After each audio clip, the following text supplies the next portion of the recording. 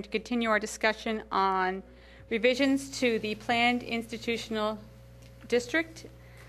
And tonight we're going to start with further down in the ordinance than we had previously. We've been going over the last couple of meetings. We've talked a lot about setbacks and density, and we haven't gotten to one of the important issues yet, which is parking. So tonight we're going to start with that, see how far we get, and hopefully we'll get through part of that and possibly back to some of the other issues.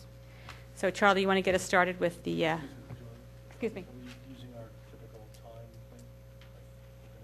Yeah, well, it's a little after 7 now, so we should be able to wrap up our portion, the first portion of the meeting by 8:15, 8:30, and then have plenty of time for public comment. Right. Okay, thank you. Okay. Again, I'm Charlie Schmale from Urban Research and Development Corporation. We're working with the Township on updating the planned institutional zoning district. You see in front of you a draft of the ordinance that's been updated. If you're working off of the one that was passed out tonight, dated 1/2/2013, we're starting on page 9, which is parking.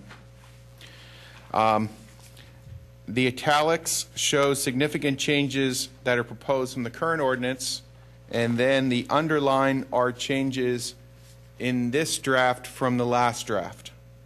So the latest changes are underlined. All the significant changes are italicized. As far as parking, we had previous discussions about the best way to calculate parking for institutional uses.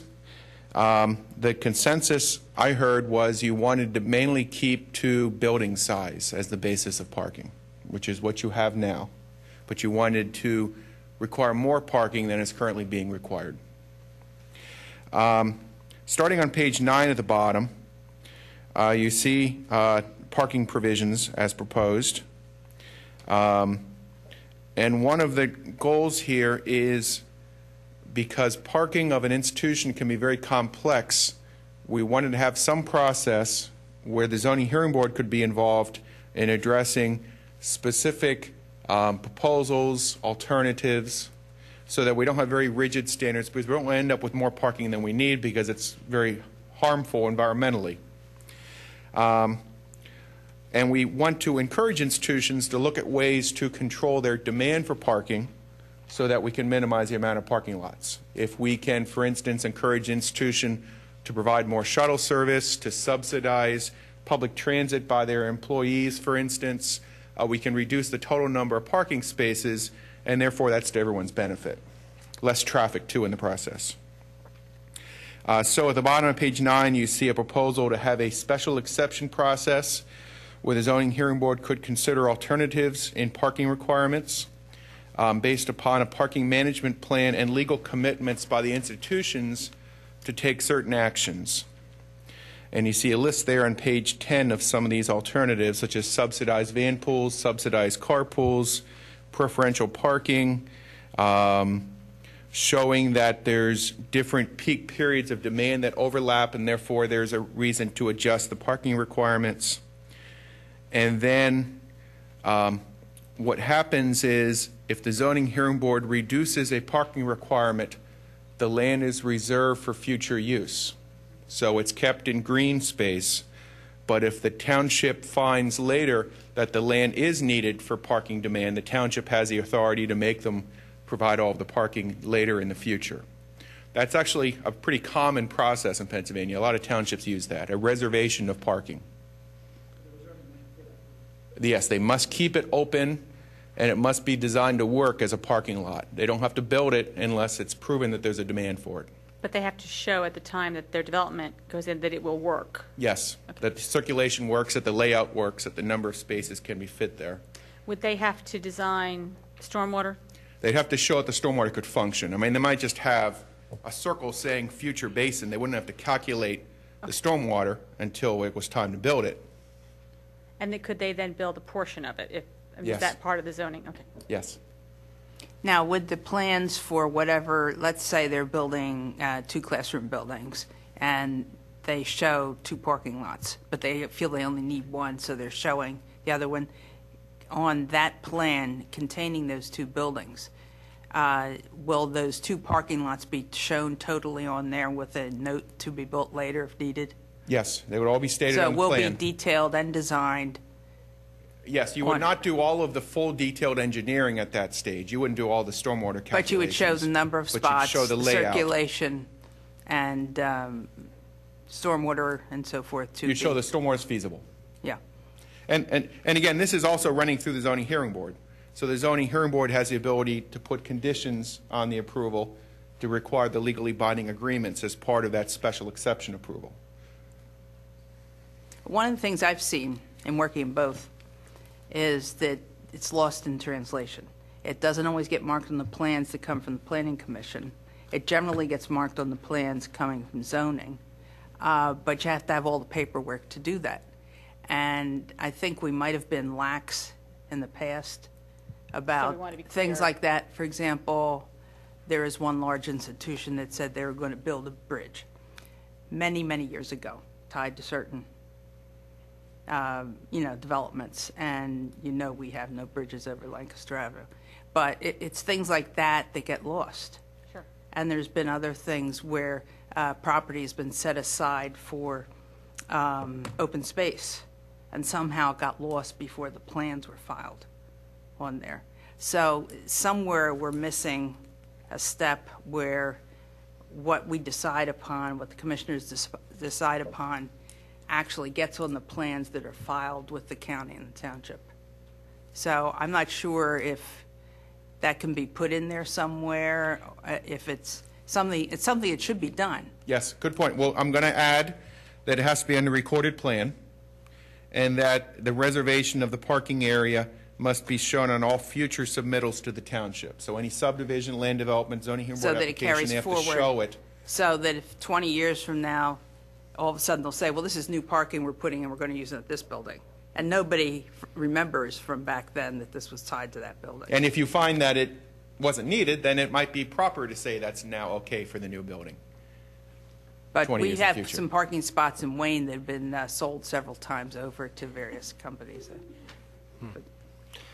And just a side comment, Charlie, to the extent that there's language in other sections of this proposed ordinance that talk about how the township can require improvements when an intersection gets to a failing grade of D, can we have either notes on the plan that is recorded or preliminary studies or designs included as part of the process too? Because this is where those things get forgotten, and it'd be terrific to pull an 8-year-old plan out and say, you did say you would do this here. Okay, that goes back on page 9. It's a new section we wrote in response to some of the comments we heard last month. You wanted us to beef up some of the traffic improvements. I didn't mean to take us off parking. I just meant I'm thinking same out idea. loud. I'm thinking out loud that, if we're going to do this for parking, we maybe should be doing this for other sections as well, where there's, quote, future action required by the institution. Okay. Got it.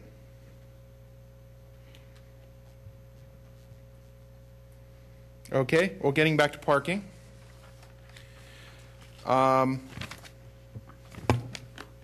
Actually, that's all in the later section, we talk about numbers of parking spaces. If you want to jump ahead, we could. We did it in numeric order. That's why it's out of order. But if you... I have just one quick Go ahead. question. In section I think it's page 11 of the red version. This is probably just a wording problem, but it says off-street parking may be located on a different lot than the PI district lot that is being served, provided that. But it still has to be a PI lot, right? It could be a different lot, but it still has to be the same district. It has to be planned institutional, right? We can say that. Okay, let's just make that clear. Got it. Okay, thank you. That's a good catch.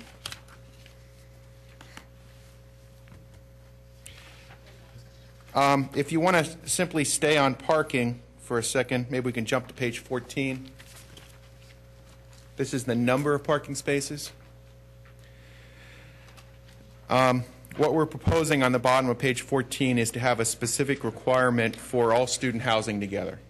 And it's 1 space for every 2.5 residents who are allowed to have a car. So if a college says the freshmen can't have a car, they're not counted. That's a problem. Okay? Because they park off-site on streets. And The then they actual, always have excuses, I'm working, I had to go see Aunt Mary, or I'm commuting, or they're commuting from Bryn Mawr, for example. So, yeah. okay? Page 14, number 2 towards the bottom.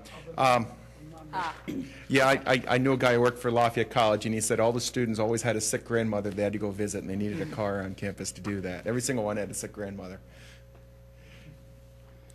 Yeah, and that's one of the driving forces behind this revision is the parking of students off campus in those areas, those neighborhoods where it's quite a nuisance. So we want to beef that up if we can.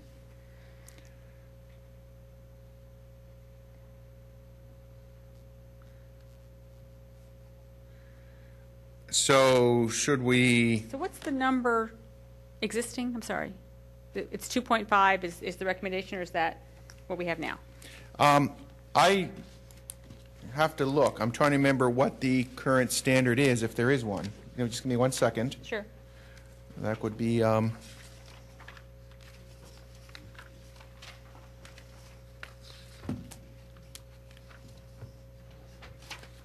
There's not a specific standards for college uses. They vary from depending on the sub-use within there. So the gathering areas would be under the auditorium gathering spaces. The cafeteria would be under eating places, so that there's a wide range of parking calculations for institutional uses. So- I know that in reviewing other institutional plans that have come in, it seems very confusing, the method the township's currently using to calculate, they're doing different uses within buildings and different, is this a different approach then, or is this just another one part of that puzzle? we're trying to be more specific by counting the student housing on its own, as So- opposed to just square footage. Just student housing on its own, and if they take their car from student housing and drive it over to the dining hall is going to have its own parking requirements? Everything else is by square footage, so yes. And that square footage might be lower than, say, a restaurant somewhere else, because we're hoping people are going to walk there, right? We're using a straight 250, one space for every 250 square feet of building floor area. The current standard is 300. So slightly less, but not, Slightly more parking is required per building okay, than is currently required. okay. One comment I wanted to make about the increase in parking, somewhere in here, because there's so many paragraphs, it talks about how existing inadequacies are grandfathered, and our experience has been in some other plans, let's say an individual came before us about 2 years ago that wanted to convert a parking lot for a landscaper into 16 townhouses. And so under the heading that certain uses have higher levels of use, if they take a residence building or a study hall or something and convert it into an eating place, seems to me that the parking shouldn't be grandfathered in that case. A change of use has to meet new parking. Okay. But if for instance you have 3 classroom buildings that don't have any parking, you're not required under the township's interpretation of its ordinances to make up that deficit when you build a 4th classroom building. You only have to provide the parking for the 4th classroom building. You don't have to make up for what you don't have for the first 3 older buildings. And what options do we have to say that they do have to make up some of that? There are some communities that say that at a certain stage you have to bring it up to standard. They might give you a little time to do it, but they say over time you have to bring it up to standard. How do they go about that? How do they go about that? The grandfathering of parking is an unusual process. Some communities grandfather parking, some don't. But I think you could say that if there is a deficit, you have to correct 25% of the deficit every time you do an equal amount of parking demand. So in other words, if you need 25 more spaces and you're short 100 spaces, you have to make up 50. I mean, there's some way to structure it percentage-wise. I think we might want to think about that. I think we want to explore that. Yeah. Okay. over I time mean, in a to make up reasonable, the of course, deficit. manner, yeah. One frustration I've found in talking to institutions when they've come in before us is that we can't get a straight number of employees. They have to know how many employees they have because they pay them. And they have to know the number of students they have because they take money from them. So obviously there's a count somewhere. Now, if maybe at this point we don't need that necessarily, but I still think we might need some numbers on employees. The problem on is we're page- looking at future numbers, Yeah. which they might not have. On page 13, we have an italicized C1A. They have to show enrollment, including evening classes and staff levels, and they have to update it periodically. Particularly, we're looking at peak number on campus at one time, because that's what parking is driven by, is Yeah. peak Yes. number. Can periodically be defined to annually or biannually, or Yes, it could. Do you prefer annually or biannually? what do you Twice, think? every 2 years? Every 2 or every 1? I'd leave it up to Charlie. Every 2 years is a little Whatever's easier. normal. What's normal, I guess? What's normal? You're getting into more depth than most communities, so what you're doing is beyond normal. I'm not saying that's wrong, but you're getting in more detail than most Well, communities do. let's think about this a second. It's not like they have to go out door to door and knock on doors and find out how many heads are in that building. They know. They have to report it to the state. You can Yeah. find it on the web. So somewhere they have those numbers in their system because of what I said, they're paying them or they're required to have a certain number of teachers or something or classroom space for the students. So I don't think it's a difficult number to get. I don't see a problem with yearly. Okay. Because they don't necessarily have to send out somebody to do it. They have the figures. They just have to pull those figures. And they're all computerized, so I don't see where it's that much of a difficulty. Yeah. Good. We can easily do that. Okay, getting back to the number of parking spaces on page 14. So we're pulling out student housing as a separate category, and then we're Which slightly category are you increasing. in? Excuse me? What subcategory are you in? Oh, that's page 14. Dormitory, sorority, fraternity, or What's other the student number? residence. It's a new category. Yes, Part two. part 2, Okay. number 2. All right, gotcha. On page Thank you. 14. Then we're slightly increasing the amount of parking required per building space for non-residential institutional uses. And then we're saying you have to have a space for every university vehicle. And then you have to have, you can consider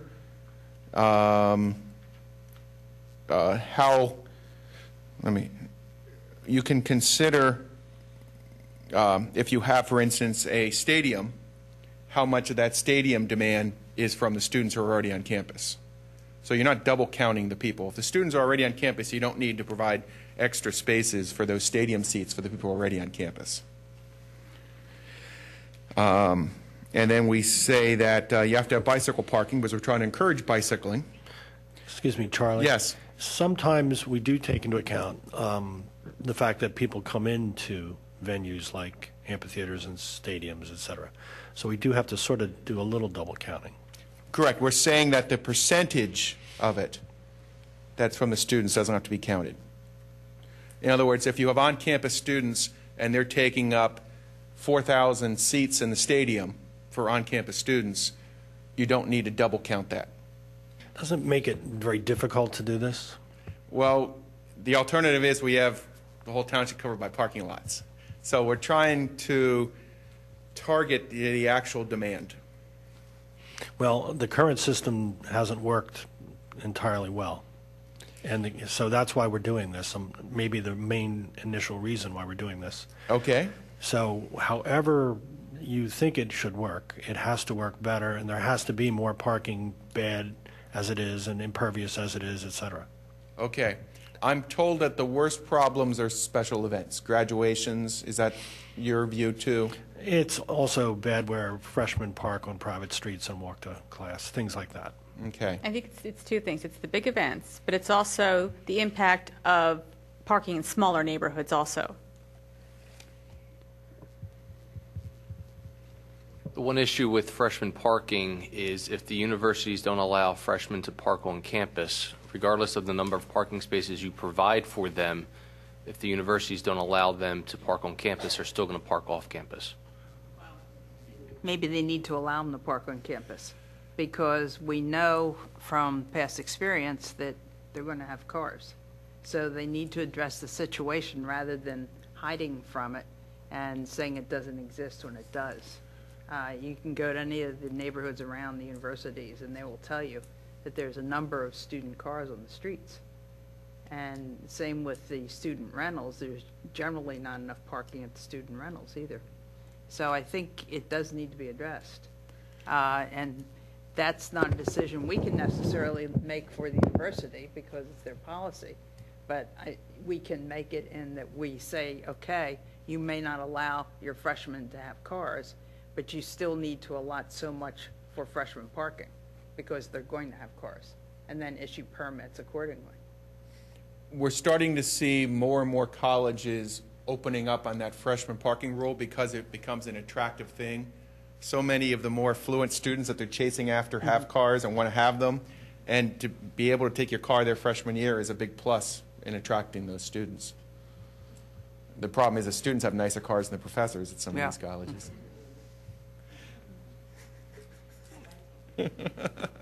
Charlie, could you clarify the parking requirements for non-residential buildings? If a university has a building that includes administrative offices, classroom space, auditorium, and a dining hall, are they being calculated per individual use or per the 1 per 250? We're proposing to use the straight 1 per 250.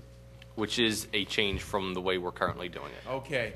Are you treating the student dining hall as a restaurant? Yes. Okay. Again, there's pros and cons for all of this. Yes. Charlie, I think there's a global provision in here that says that anything that's inconsistent with the rest of the code controls. In other words, if you're very specific, if you do say, which includes all uses at this point, that would be bad, because we don't want certain uses to be calculated, I think, even by the 250 square foot rule. So, but we have a mechanism in place, and somehow between you and Kevin, that should be incorporated right at this spot to calculate dining hall parking and stadium parking, et cetera. Yeah, I mean, here's where it gets difficult because the dining halls on a college are not creating their own demand. Their people are already there. Everybody makes mistakes, but if this board makes one mistake, it's a mistake I think everybody will be happy with, and that's increasing somehow, some way, parking 10 to 20% from where we are now.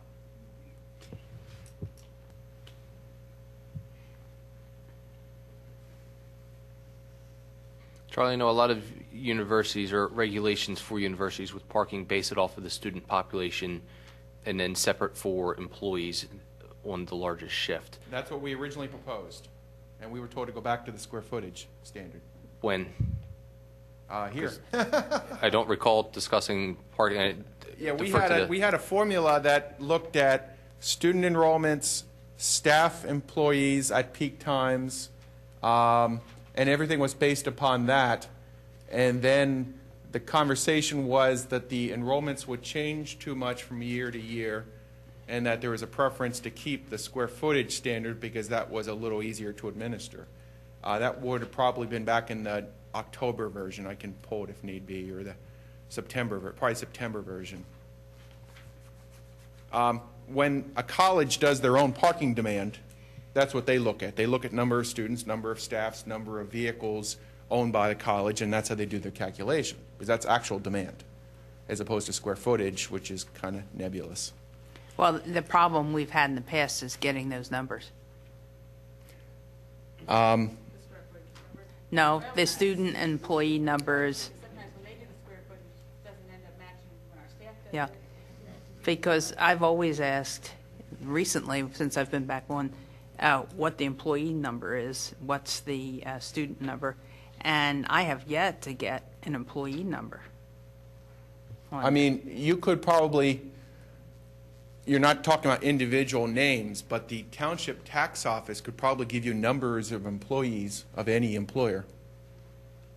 I mean, other communities have done that. They've calculated numbers of employees. Well, that's making us do the work. We could double check it if we think the number's Correct. low. Correct. But You're right. That should be forthcoming, and it would be required to be provided now. I mean, it should be public knowledge. So if you want to go back to basing parking on students and staff, that's perfectly fine with me. That was my original recommendation. I think it's the most accurate measure of demand. let's talk about this a minute. Well, it's a change from what we do now, which is Yeah. fine, as long as we understand it's a change from our current method. I know we've struggled with the current method. We can do it either way and increase parking. We're talking now about how we want to do it. We can use the method of parking requirements based on number of students, number of employees, and I assume number of visitors to events, or however that's going to work. Yes. Or we could base it on a combination of, student residences, events, and then the square footage for individual uses within buildings. Using either one of those methods, we can set up a system that increases the parking. Mm-hmm. But what system are we more comfortable with? I'm trying to figure out which one would be the easiest to get accurate information. You would think the square footage, but the problem is that With square footage, it doesn't always give you an accurate number because, well, square footage doesn't tell you the density because you could have a restaurant and some of the schools are talking about having cafes and things like that. So the body count would be higher than, But isn't this provision basically for new construction? I mean, you talked about grandfathering existing parking. Yes. So this standard is how do we deal with new things? Whether it's a stadium or Well, you might get a new institution somewhere. The square Or a new footage is institution. easier for new. yeah. Kevin, thoughts? I know when Cabrini came in and I sat down with their engineer, we had gone through the individual areas of the building and how it was carved up and what use was being allocated with that. So from the current formula, I was comfortable with the methodology that was used. It's just following that and making sure you're aware of how it's being calculated. So it doesn't matter from a reviewer standpoint which method is used. It's just a matter of preference which way you want to go with it. I mean, the population can change from semester to semester, but then they can also, if you base off the square footage, one building may hold more seats than another building, and they could always increase the population of that building without the building changing. excuse me, Kevin, this is a change from an existing 300 square feet. So we're already using in some way 300 square feet, right? No, I think that 300 square feet was a change from the other undefined uses, which was 1 per 1,000 square feet. And So it's when a we change from a prior draft as opposed to a change from the actual ordinance. I think the actual ordinance now is 1 per 300. What it was previously when we went through the zoning amendment for undefined uses was 1 per 1,000. But if an auditorium would be considered a gathering space, and we'd base the parking off of the gathering space calculations in the zoning ordinance. And just out of curiosity, that's not 1 per 300, right, an auditorium? I would have to take a look at what the regulations are. I'd be surprised. Usually auditoriums is seats. Usually stadiums and auditoriums is seats. Same with restaurants. Seats usually. Seats, yeah. I wonder if you could do something if we did it on the square footage of building and then coupled with use. As you do in regular zoning, for example, a restaurant would have a certain requirement, a retail store would have a certain I requirement. think that's how they do it now. Translated into classroom, Right. residential. I know that, and for so instance, the forth. dining hall had a different number than the art building versus the classroom building. Those were, But I still think you need the employee number because there are people who are commuting. Yeah. And they don't necessarily populate any of those properties except for maybe the classrooms and the employees working in the restaurant type and so forth. But you need to count them in somehow because there's a large number of employees that obviously drive there. Mhm. And I'm not sure if we're handling that properly. do you have a preference on methodology? You don't feel strongly one way? I feel like either one can work, either of the methodologies. If they're fairly equal, I'd prefer to go with whatever's simplest, or whatever is the standard. You know, we don't know what all the other townships are doing, you know, except for a few here and there. When a college actually figures out the demand, they take students and staff. That's how they do it. Okay. I think it's the closest accurate measurement of real demand, which is what we're looking for. But to Kathy's point, she feels that we have not always gotten the complete information on that. But it hasn't been required. Well, I mean, there's before. ways to cross-check it. I mean, they have to report their student numbers to the State Department of Education. You can find those on the web. They have to report their number of employees to the township. You can check that if it's in question. So, Why do they have to report their number of employees to the because township? there's local services tax, I believe you have, and some other, mainly local services tax. Now, would 1099 employees have to report to the township? Would they be on the rolls of the township? If you make less than a certain amount, you can file for an exemption, usually from a local services tax, but you need to file the paperwork, so you'd still know they're working there. Okay. And how about, lots of times now, the schools are hiring other people to run the dormitories or the food service and so forth. Contractors. So they aren't necessarily employed by the university. As long as they're mainly working in the township, they should be counted. Asking that question from staff, do you know how many employees there are at Cabrini? Or can you find out? I could look into it. I don't know if we have that information available or not. That's what I mean. I don't think we do. But you would know more than I what the township actually gets. I would have to check with the finance department to see if we track that sort of data. I mean, again, the idea is you're only cross-checking it if it's in question. I mean, you would hope accurate information is being presented to you. But I think you do have a process to cross-check it.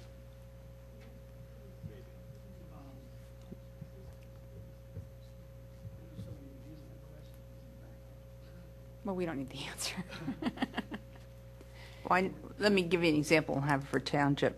We have to file, since we have a business in Haverford Township, the forms for the employees. But I don't think we have to do that with 1099 employees. Somebody who, yeah. Yeah. So would they count? They're still going in and working there, they're parking there and so forth.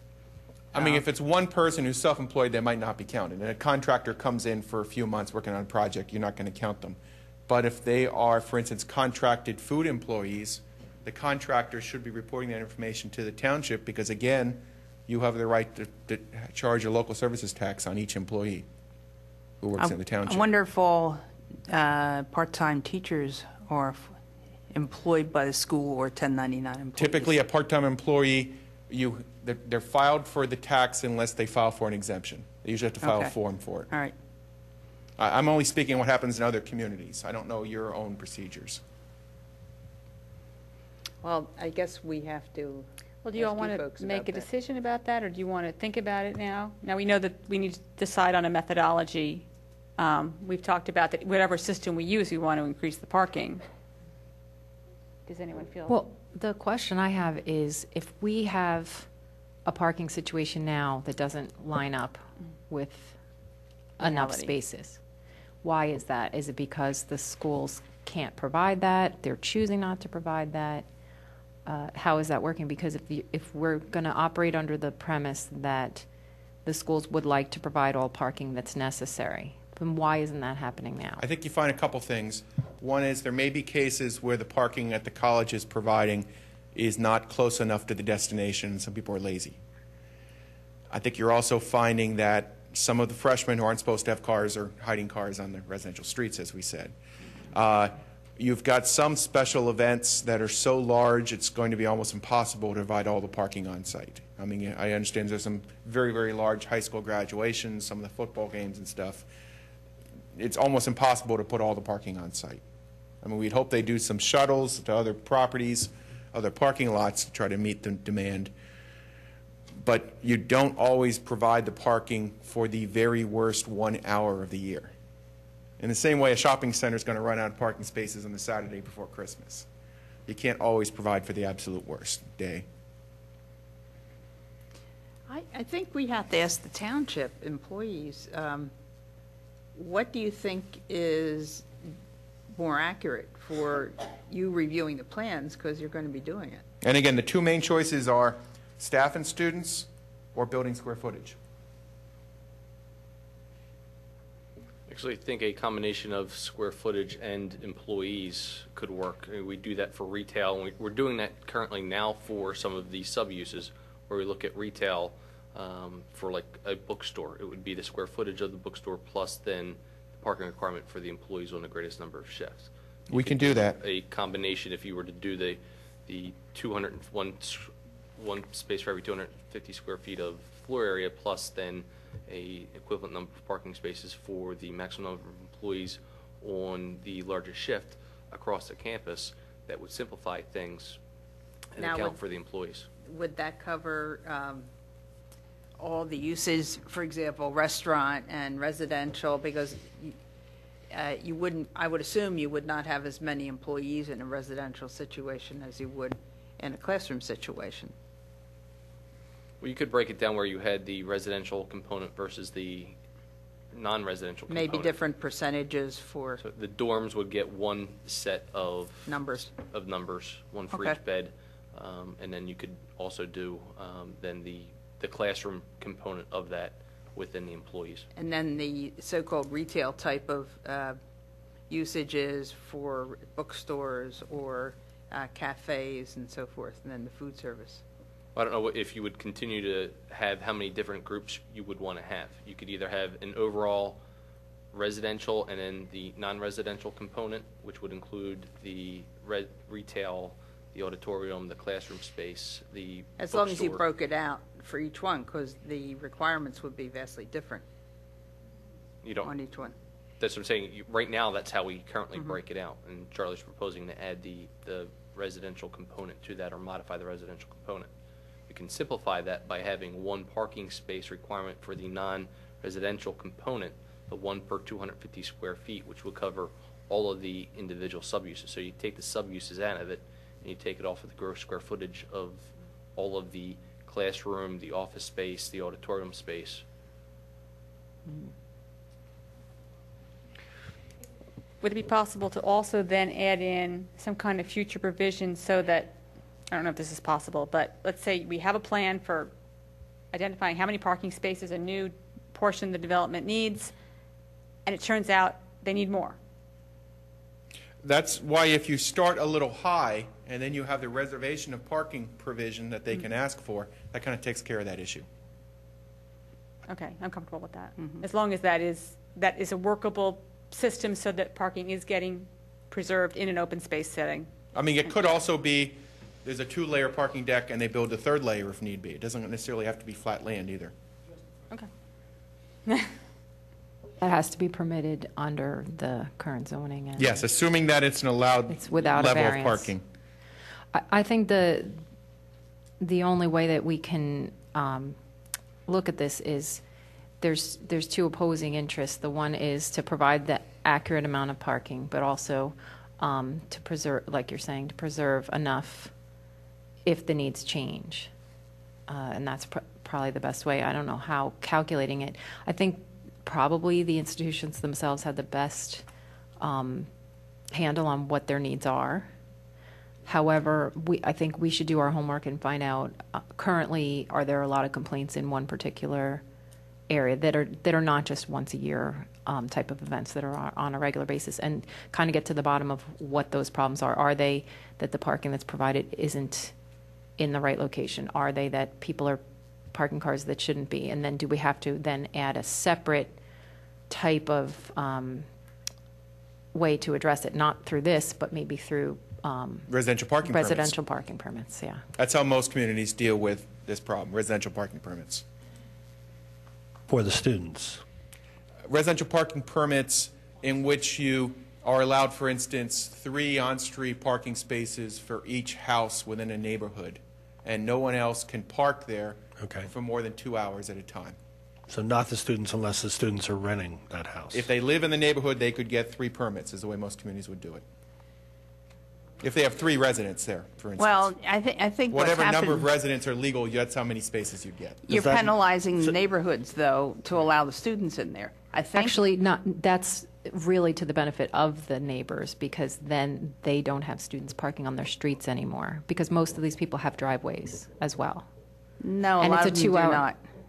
Yeah. No, most of them don't. That's the question, I guess. When you guys come up, let's hear about that, because I don't know every instance, and it's good to hear directly from you guys on what you would think would be a good solution. Could we 'cause- change the format here for a second and hear from some of them now? Well, I while want we're to get through discussing? the parking section, just the parking section. Okay, and then we'll hear take about public parking. And then Okay, if we have great. time, we'll move on to something else. And Okay. I'd like to hear specific cases of where parking has been a problem. That's So what have help we- us. have we direct it. covered all the parking? We're- Yes, I'm going to write up what we talked about tonight on parking.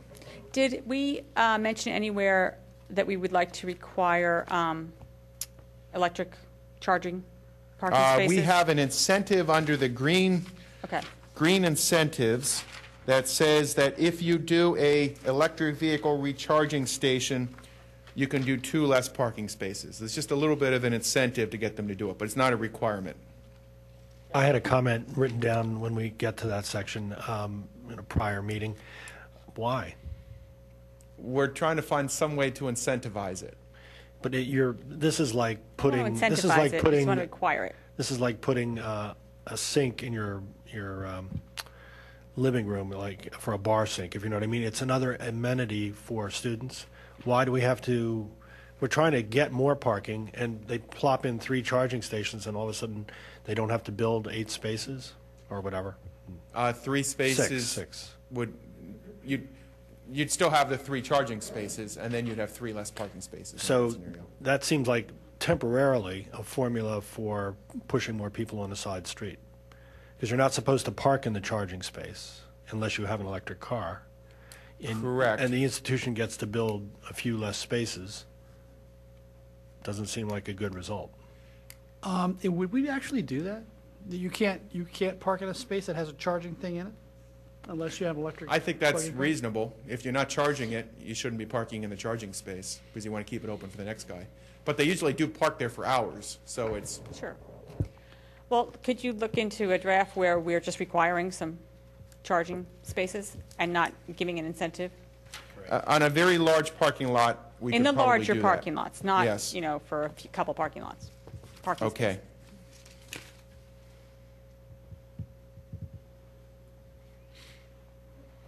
What percentage of cars charge? A percentage that will be rising in the future, we hope.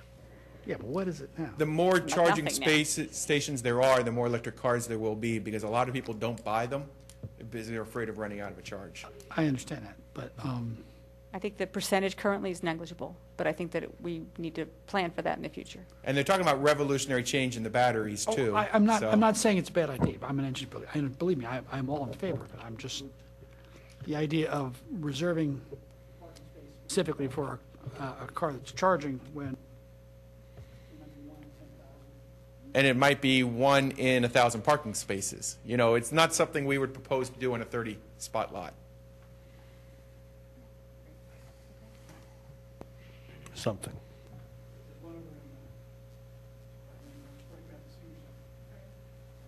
Actually, they're trying to do it at Turnpike rest stops. Turnpike's setting them up in all the Turnpike rest stops. I think they operate by credit cards. I think the King of Prussia Mall has 4 spaces. Okay, good. That was everything on parking. Does the board have anything else they want to talk about on parking before we go to public comment? Okay, so now let's take public comment regarding parking if we can. We will try to take public comment again later if we get to other issues, but for right now, we'd really like to focus on parking. Commissioner members, I do have something that we can go through the public comment, but I want to revisit the reservation of parking for a minute, but we can go through public We can do that first. Okay. I'm Sarah Pilling, and I live at 29 Garrett Avenue, where I've lived for 30 years. To give you a little bit of the history of it, when I first moved to Garrett Avenue in 1982, Radnor House allowed undergraduate students, and freshmen were not allowed to have cars. And so we on Garrett Avenue were forced to go to permits. It was nothing that we asked for, because you literally could not park. They were all over what I still call Chetwynd, and they were all over Garrett Avenue. As it is now on Garrett Avenue, because I think we're the only street in the neighborhood of Garrett Hill that has permits, you are allowed, if you do not have a driveway, you are allowed 2 permits. If you have a driveway that's long enough for 2 cars, you get no permits. And I, at one point, had a inadvertent border, and we both had small station wagons, and I had to literally get out a measuring tape and measure it and take it to the township to show we could not get 2 cars in the driveway. Heretofore, it seems to have changed a little bit this year because of the one landlord who lost his license to rent for a year. The students, there would be 5 in a house, 2 permits, but the students didn't want to buy the permits because it's twice a year, right? Once when they call in the fall, and then it's the following year. So they would not only park on Garrett, but then they would ooze over to Eachus. They would ooze over to any other neighborhood, and it was really obvious because you could watch them take their car someplace and walk home. It is better this year, but it's still not good. We are the only street with permits. Now, remember, any event that happens at Villanova, Blackfriar, all those streets along Lancaster Avenue, they all have signboards that says no parking on this street. And they're not doing that because they're just doing it. They're doing it because of the need, because they'll fill up the neighborhoods. So that is the current, at least in Garrett Hill and on Garrett Avenue. As I said, we were never given a choice. In 1983, permits came in, and we had no say in it. Other streets, they have, it's 80% or 90%, Kevin, to require a permit. I think 80% of the residents have to say yes, and they've never succeeded in doing that. So, What would you do if you had a party? Or you can't. There's no, you can't, no and place for actually, friends. we have 2-hour parking, but the township can't afford to do it. They do it between midnight or 1 o'clock or 3. It's a pain in the you-know-where, because if my son comes to visit me, I have to call 911, and then I have to explain where I live, and then I have to give them the make and the model and the license plate of the car for him to park overnight, and it just doesn't work. Fortunately, I live next door to an insurance company, and the head of the insurance company and John were friends, so that's where he parks. But you can't. Now, you have to call the township if you're going to have a party, but you can't call the township on a weekend. You have to call 911 and go through all of that. It's just ridiculous. But it is. Well, is there a way that by increasing parking on the campus, I don't see how that's going to help you. No, it isn't. Is there anything that we could do with this that would help you? Unless the landlords begin to adhere to 2 students per house, I don't see any way to do it. Okay. And it's not part of parking, but when we get to... Well, it's parking in your neighborhood. It's yeah. parking in our neighborhood. It's just an untenable situation from time to time. Sure. Doesn't work.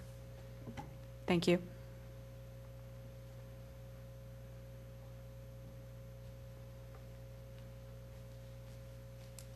My name is Lynn Ellis. I live at 908 Lewis Lane. When I lived at 230 South Lowry's Lane, we had a shared driveway with the Moore family, and the freshman Villanova students would want to rent a space in a driveway that already had 5 cars.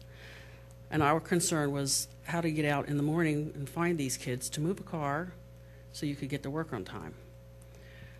Over on Rockingham, there was a rental full of freshman girls that all had cars recently. This is the last year.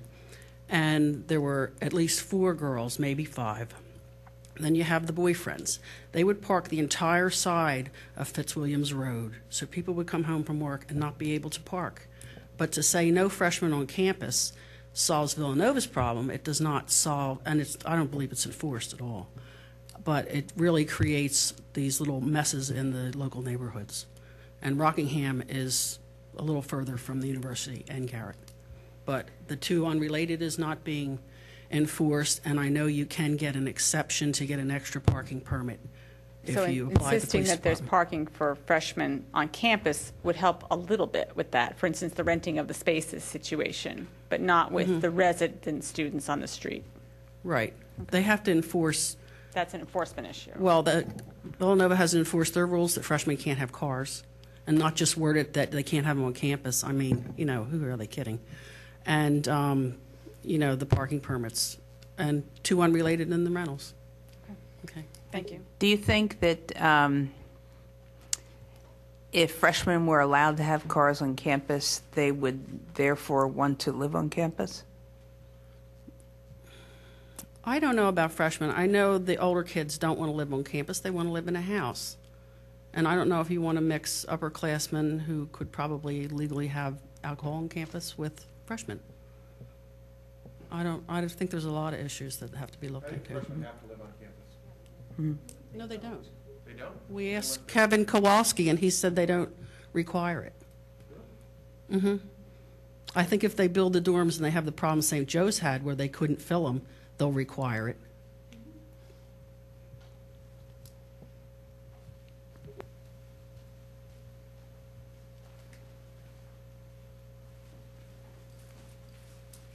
Hi, Jim Schneller. I wanted to emphasize that although there's, with ongoing meetings like this, there's an aura that you're getting a grasp of the situation. Radnor has a horrendous situation, and we hope you can get a grasp of that, and before anything, use this ordinance to fix the situation. For instance, what we just heard, that's readily solvable. We've had a feeling in the township for 10 years that this is just one of those Villanova problems, but this is the time to get a handle on it. And second of all, it's time to stop any future development of those problems. I'm here to remind you that the township is already some inordinate percentage of populated by students.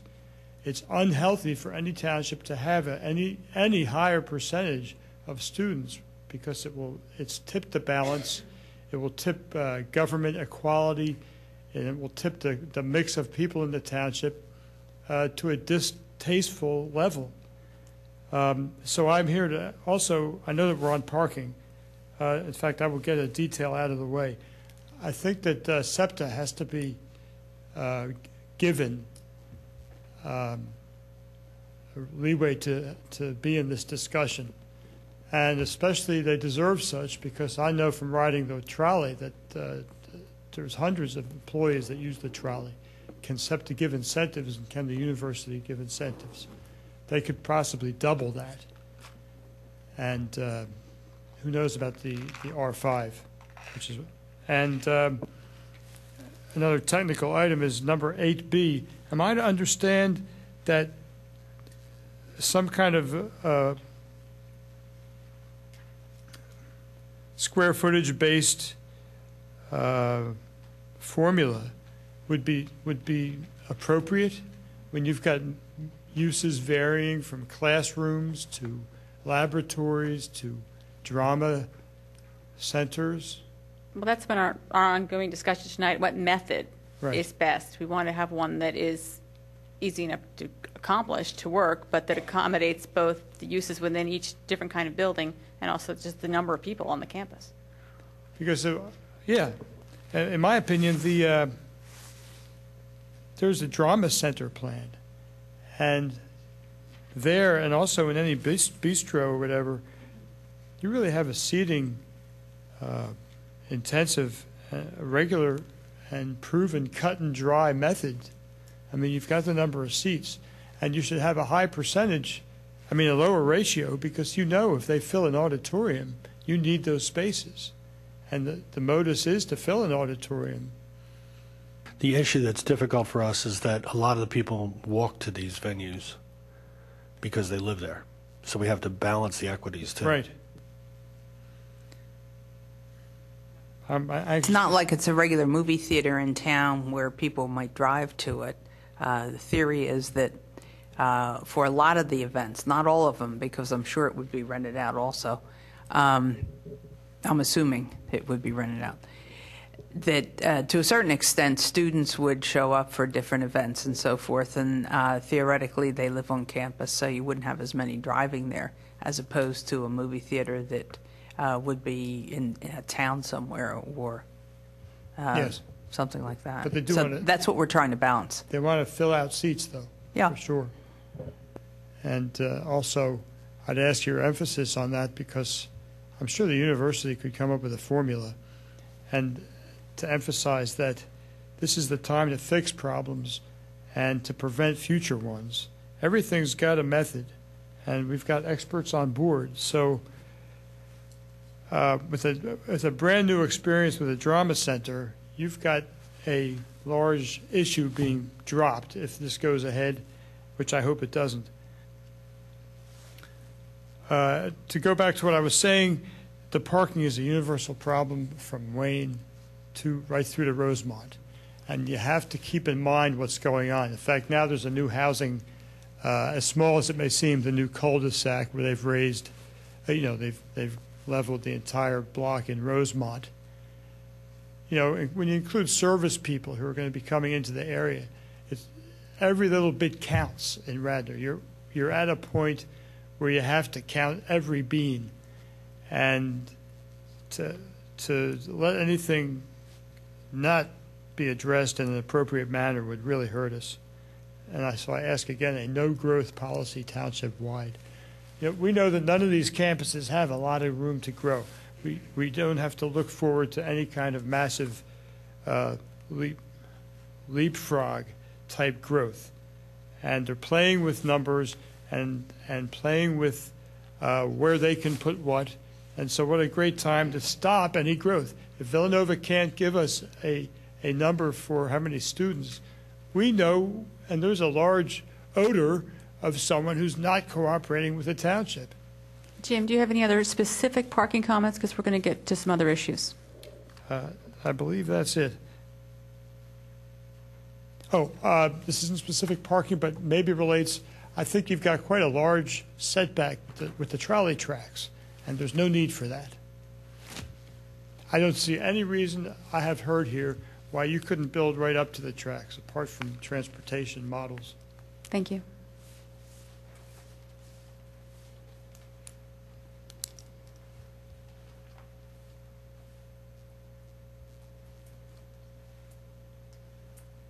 Evening, Nick. Just want to clarify some things. There is an LST in Radnor Township. Being an employer in the township, I know we have to list everyone that makes over $8,000 as an employee, and then anyone who makes less than $8,000, you can ask for an exemption on it. So you do have to list. That is available with the township as to how many employees they have, and local services tax.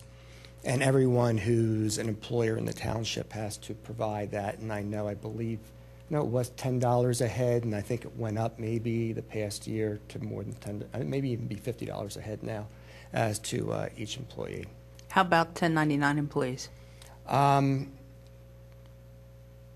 I guess the question is, if they're making less than $8,000, or less than, I think 1099 is less than $600, they still would have to be listed as exempt. 1099 is not dollar specific. That's, 1099 would be an independent contractor. An example of a 1099. Real estate people. In the institutional area. ARA running a restaurant for Villanova. They still would have to list. They're an employer in the township. They would have to list their employees that are being provided. So, and remember too, and I know you're trying to get at this, the parking demand has to be rationally related to something. And just, again, probably not even taking a position on it, but just thinking legally, it seems like it's more rationally related to number of students and number of employees during peak time as opposed to square footage. I mean, that it just kind of makes sense to me that is more rationally related to a parking demand than the amount of square footage that you have, on a campus. Except when you have a situation where you have a theater, for example, right. You have or to count, a restaurant. To some extent, so you need a little bit of both. If there's other, and that's what we're struggling with. Yeah. Do you have any better ideas? No, I agree that, Well, the good news is that once we solve this problem, we're going to be the model for the nation on how to do that. I've looked at a lot of the ordinances, and I think you're probably well aware that already we probably have the most restrictive institutional ordinance that I found in the Commonwealth so far. I don't know if Charlie's found anything different, but, I agree with that. Okay, so, again, we're trying to make it more restrictive here. But that's just a couple comments just about the parking, because I know it's a big concern. It's a big concern with everybody. And we have to find something that's kind of rationally related to what the demand is and what the parking requirement would be. That's all. Thanks. Thank you. Sarah Pilling again. Can I give you one piece of information? I have a friend who lives in Garrett Hill who works for Villanova University, and the employees have to pay for their parking. And because they don't want to, they're parking in the neighborhoods. Now, she's fortunate she can walk to work. But she gave me this information. So it's from one person, it's anecdotal. But if she were to drive to campus, she would have to pay somewhere between $100 and $150 a year for the privilege as an employee of parking on campus. So I think that fits in with this. The other piece about the employment tax, let's say, for Villanova. I worked for Villanova. I was a standardized patient. I made $400, and they withheld the money. I remember the year, I think it was not this last year, the year before, when the township had to write 2,000 checks back to Villanova to give to the employees because they didn't file the exemptions. They just charged everybody the money. And one year I said, I'm not doing this, and the next year I got a big $8 back. So Villanova is not accurate. I don't quite know why they can't figure that out, but my experience is they withhold the money even if you make under $1,000, which is not what you're supposed to do. You say they, are you referring to the township, the university? The university. Okay. All right. The university withheld the We're really off topic, though. Could we get back to parking or Of just course. move on? Okay. Thank you. Next time. Sir? Hi, thank you for the opportunity. Bob Escrow, 46 Aldwyn Lane. I'm right across from the South Dorm, so from my perspective, freshmen do live on campus because they're across the street. And you're not a freshman on campus? I'm not. Okay. No, I'm not. I'm across the street. What I found is I do appreciate Villanova that they have restricted parking on the Aldwyn Triangle. When I first moved in, I looked out the window and just saw all these cars and lights packing in the Aldwyn Triangle, and this was 10, maybe 12 years ago. Since then, they've restricted that. I think it was for basketball. And it would be to the point where there would be grooves in the ground from the cars driving out of that grassy area. Now they tend to park overflow on Ithan and some grass areas of the South Dorms. So parking, I could only imagine, has gotten worse. So I kind of get real antsy when I hear that these venues are really for student-oriented functions when you see the amount of parking needed, and it's not, once in a while, it's once a month, twice a month, something like that. And then the only thing that saves us is the no parking signs, because, again, anecdotally, you'll find in the springtime, students will bring cars back and try to park them within the neighborhoods or the R100 lot until they get towed. And you can see by the stickers on the back that they're fraternity, or it'll say Villanova or whatever, so you get a good indication. So any restriction is fine with me. Thank you. Question, the worst problems with parking is basketball games and high school graduations? College graduation? From my perspective, it's probably about once or twice a month, being a football game, parents' weekend, homecoming. There's an event or two a month that are bad. I would say once a month, there's a bad one, maybe twice a month, there's kind of bad.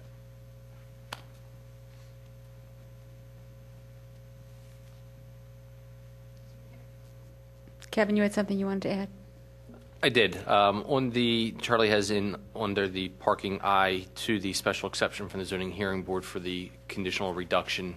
There's multiple ways of handling that, and something that I don't know we spent a lot of time talking about. I know that's been in the draft for a few months now. Is that something that can either be done via zoning hearing board at the special exception, or as part of a conditional use application when the applicant comes in, which would then give the Planning Commission the opportunity to review that and comment on the conditional reduction. There's further things where you could have a minimum by right reduction of, let's say, 80%. They would have to provide 80% of the required parking. If they wanted to go beyond that and reserve more than that, then they would go through a special conditional use process for that. So there are some options to allow greater flexibility, but with some controls other than just through the straight zoning hearing board, if the Planning Commission felt like they wanted to have some control and say over that particular aspect of the parking requirements. So do you think that's something the Planning Commission would want to see? Or would you want that to go right to zoning? I don't quite understand when that would kick in. Could you explain that more, Kevin? And when it would go to zoning as opposed to Planning Commission? Well, right now, the way it's drafted, any reduction would go to the zoning hearing board. Meaning reduction, if we said they needed 200 spots and the institution felt they only needed 150, the zoning board would decide? Well, are they going, in the situation that's outlined in the ordinance, it would be a special exception to reserve that area, that green area, for future construction of parking, versus an institution coming in for a straight variance. It's very hard to get a parking variance. They're usually overturned in court. Yeah, you don't get it. Right. So we're saying we want to create an avenue for applicants to request to set aside some of the required parking. Is that what we're saying? Yes, that's what the draft proposes now. This is not what we are requiring them. It's what the new regulations, the correct, township. that's what the draft is allowing, for some flexibility so that if an institution feels that, let's say, 200 spaces are required and their demand is calculating 150, that those additional 50 spaces are held in reserve, that they cannot develop that area. The area is accounted for from an impervious coverage standpoint so that they don't exceed their impervious coverage. And if it's ever determined in the future that they need to provide those additional 50 spaces, the township can require them to put those in. And you were saying 80, if it was going to be... Well, right now I didn't see anywhere in the draft, Charlie, where it's a specific limitation as to the percentage. You can set it up so that an applicant would automatically get a 20% reduction if they felt up to 20% by right that they could reserve. If they wanted to go beyond that, and I'm just starting with 20% as a number. So we're talking about having some number out there that is just kind of a, if you ask for it, you can have it. And then beyond that, the burden of proof is on them to show that they're not going to need that parking. Correct. And that they would still have to dedicate the land. They still could not develop it. They would still have to meet the impervious requirements. They would still have to put it in if the township ever felt in the future that the demand was greater than what the parking spaces that they had constructed. This would just setting forth a set of staged recommendations or guidelines so that they could go up to a certain percentage without having to seek additional approval. And if they wanted to go beyond that, then they would need conditional use. And then you could actually set up a maximum, set no more than 50% of the required parking can be reduced, or whatever number that we determined was appropriate. I have a question about how they're going to prove that, though, because say they think they need, the new zoning ordinance requires 200 spaces. They think they're going to need 150 for their new use. So they put in 150, they reserve 50. If they're already in a deficit, then how do we say, well, no, people are still parking in that neighborhood over there. You need to put those in, because they're going to say, well, we're not, for our new use, we don't need that parking. That's part of the old deficit. That's maybe one of the reasons to send it to the zoning hearing board, so the zoning hearing board could make that determination that, no, we're not going to let you reserve it because there are problems already. Because you have too much of a deficit already. Here's a problem with sending it to the zoning board. That's discretionary, too. Yeah. The zoning board does not have people to review the plans like you have on the planning commission. You spend more time with things. The zoning board basically sees it that night, or maybe it's continued for another night or something like that. But we don't have the zoning board did not have the staff review that the planning commission has. Anything can be sent to the planning commission for review. So all we need to do, if you wish, is add a sentence saying reviewed by the planning commission. The problem is the Planning Commission doesn't have approval power over zoning. Right. So we have to give it to the Zoning Hearing Board, but you guys could do a review if you wish. I think for something like that, it definitely should come to planning first because it needs to be reviewed by staff. And I would think if when they come into us with the plan and they say we're putting in X number of spots because we're required, but we really, really don't feel we need them, we'd like to keep this open, let's just put it on the plan at that point and make the decision then when we're going through everything that, okay, you can do 150 spots and save 50, but go through the process of putting it on the plan as reserved, show where it is, show that they can handle the retention and so forth with it. But I think what we're saying is that that's not an option for us as the Planning Commission. Planning Commission cannot have approval power on zoning ordinance. So that determination has to be made by But zoning. We can make a recommendation to zoning after reviewing their application, and then it will rest with the zoning board. Is that correct? That's the only way we can. Well, right now, it currently functions that any land development that requires a variance from the zoning hearing board has to come in front of you first for review. We've done that on some of the recent subdivision land development. 615 Newtown Road was an example where you saw that zoning hearing board application and offered comments to the zoning hearing board on that, particularly with the front yard setbacks, and they took that the recommendation from you very seriously. So there is a mechanism already in the ordinance to allow that. It's, would you want your recommendation to go to the commissioners as part of the land development approval or go to the zoning hearing board? But as far as them requiring to show, they would, on the land development plan, they would show the full parking and just show differently, maybe it's hatched or colored or shaded, the area that would be reserved, but it would have to function from the impervious, from a circulation standpoint, separations, drive aisles, parking stall sizes, and all that would still need to comply. They just wouldn't, they would be deferring construction of it. So how would the process work? We look at the plan, they discuss it with us, we make our recommendation, then it goes to zoning, they just make the determination. They would have to hear testimony. The zoning hearing board has to hear testimony. And so between the time that we see it and it goes to zoning, it has to be what we've seen. It has to be what we've made our recommendation. Because sometimes I feel like more information comes out of the woodwork in between the process. But I still don't understand. So is there a way to formalize that what we see, what we recommend on, it all is there a way to? You'll see all of the same written material. You won't hear all of the same verbal testimony. You would be provided with a copy of, as we had with 615 Newtown Road, you'd be provided a copy of the zoning hearing board application. So what they would submit, we would schedule it to be on your agenda prior to it going to the zoning hearing board. There's a 30-day So we'll see their actual request. So you would see the actual submission from the applicant. We would request that the applicant come in front of you. But Charlie's right. They may provide some testimony and some discussion here, but depending on the questioning and how the testimony goes at zoning hearing board, it could be different testimony at that point. I guess my question is, the way I think if it were up to me, the way I would structure it would be to say that, if it says you have to have the 200 spaces, they have to design the 200 spaces, and that it's automatically going to be required to do that unless they get something else. They have to design it, they have to provide for it, and then the question is, will they have to build it or not? Right, but is that the way? Is that what we're talking about here? Or are we talking? Okay, I want to make sure. No, there's one thing that came out about 10 minutes ago, and there was a reference to by right reduction. I don't think there should be a by right reduction. And that's fine. I just wanted to bring as an option to you that, and you could also set forth a maximum that, no matter what, an applicant is only entitled to a certain percentage, a maximum percentage of that conditional reduction. And that could be 20%, could be 30%. It could be whatever percentage we deemed is appropriate. But I wanted to bring that out because right now, I don't believe the ordinance discusses minimum or maximum percentages for what the reduction is going to be. Wouldn't want to see a university come in and say, okay, well, we're requesting 90% reduction in the required parking. You want to make sure that there are some guidelines in there. And again, the other thing is, do you want your recommendation to go to the zoning hearing board in their review, or do you want it to go to the commissioners as a conditional use?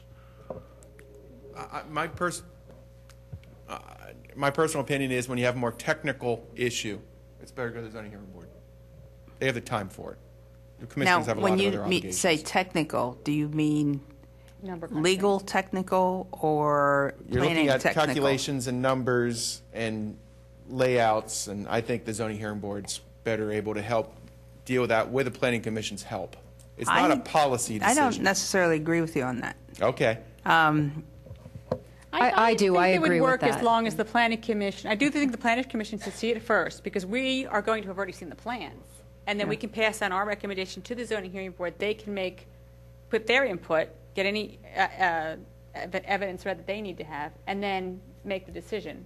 And the Board of Commissioners can appear before the zoning hearing board, too. They can provide testimony or opinion. I guess the real question is, with this process, do we want it to go to the commissioners, or do we want it to go to the zoning hearing board? Because in the event here is if it goes from the zoning hearing board and we don't like it or something, then it goes to the courts, as opposed to... Yeah, but what is the purpose of sending it to zoning? Is the purpose to throw another step in the way of No, the it? purpose is No, it's legally because we don't can't have do it. that. We don't have that power. Option. It's a complicated situation, and we want a board to review it with public input. Well, yeah, but you are with the commissioners. The commissioners are the ones that make the decision on that. We have done, in the past, kind of banked parking without going through anything. It wasn't a problem. It was done up at the, where the Villanova Center is, up there. The parking was banked, and it was put in down the road. But having been on both boards, what we've seen what they do is very limited in granting variances and things like that. I don't necessarily think that's a variance. And I guess you could disagree with me, but you're still requiring that they have X number of spots, but they just aren't putting them all in now. And the board does not have the time to go through all the details that we have. They don't. And that's Zoning precisely board, the... yes. But That's the precisely- point is that we, as an entity, cannot make that determination. That's true. We are We're not doing it now, but the unable to commissioners do that. can. The commissioners can. But the commissioners have even What more makes than more zoning power. sense is to have the zoning board take our background and apply it and use their power to make that determination. But I think we have the power. We don't, but the commissioners do, because they're going to say, okay, you're going to build this building. You need X number of spots there. I don't think Can that I just, let me we step need to- in. I mean, mulling this over, since I read this afternoon. Normally, in these reservation of parking spaces, it's a discretionary action by the governing body, be it a board of supervisors, borough council, board of commissioners. And it's purely discretionary. And if you make it purely discretionary, that means if the board says no, the applicant has no recourse to say, wait a second, you know, I met these standards. I can build, you know, I should be able to reserve it. If we make it a conditional use in front of the Board of Commissioners, if we make it a special exception in front of the zoning hearing board, all of a sudden it becomes a standard that's not discretionary. It becomes a standard where if the applicant meets A, B, and C, we are legally obligated to give them that request. And so if you want to do it that way, if you want to make it a standard that where if they meet all the requirements, they automatically get to reserve the parking, then you should you can do it either zoning hearing board or board of commissioners. It doesn't matter. If, however, you want to make it discretionary, where the board of commissioners can look at it and decide, doesn't matter what evidence or what testimony or what argument the applicant makes, if the board thinks they need to have the parking, the board can say, no, build all the parking. Then it has to go to the Board of Commissioners, because the zoning hearing board is specifically limited to granting variances, special exceptions, and ruling on interpretations of the zoning ordinance. They don't have the power to give this kind of discretionary waiver, for lack of a better term. So I think maybe to cut to the chase, you know, my recommendation is you make it discretionary. You don't want to make it a standard, because you're gonna set yourself up where you think they need parking and they're going to meet the standards and they're not going to build it. But so if you're going to want it, if you want it to be discretionary, it's going to have to go to the Board of Commissioners, and it's going to come in front of you first as part of the plan, proposal. Under that process, would it then be called a waiver? Would it be a waiver of? No, you don't call it a waiver because a waiver is a term of art for waiving subdivision and land development requirements. This is something that is normally written into a zoning ordinance that just basically says that the applicant, the landowner, the applicant has the right to propose a reservation of the parking, and then the Board of Commissioners, at their discretion, can decide whether or not they're willing to allow that proposal. You write it that way. So it's like we would call it like an allowance. They're allowing them to delay the construction. It's a request. It's a request for relief that the board, at its discretion, can grant.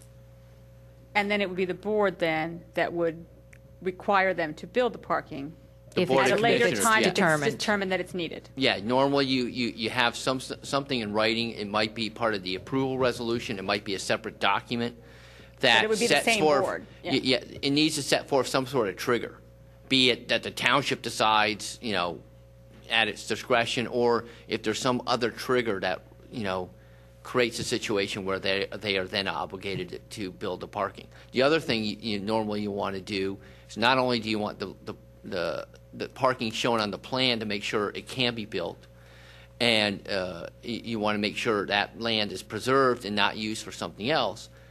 You also at times want to make sure that the developer has escrowed the money to build the parking, because you don't want to get 15 years down the line a different landowner who then says, I can't afford that. And then you get into that argument. So that's another thing you might want to consider, is requiring the escrow, the cost of the construction of the parking, to be escrowed to the township, so that if we do want it to be built in the future, that money's there and it can be, it can be used. How long would you require an escrow like that to be held? You could require it for as long as that building is in use, where that parking possibly could be used, that they need to keep it. If a new use moves into that building that has a lesser parking requirement, then at that time, arguably, the applicant could ask for the money to come back.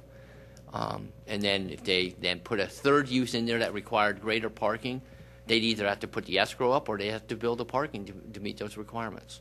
That seems kind of tough on the landowner there. I think a permanent escrow would be very expensive too. Yeah. It is tough. I'm just I putting could out see there. it kind of defeats the purpose of banking the Well, you can land. kind of think about how many years is it going to be before you know if you Yeah. need that parking, You'll probably know in the first couple of years. I would hope. But I don't know.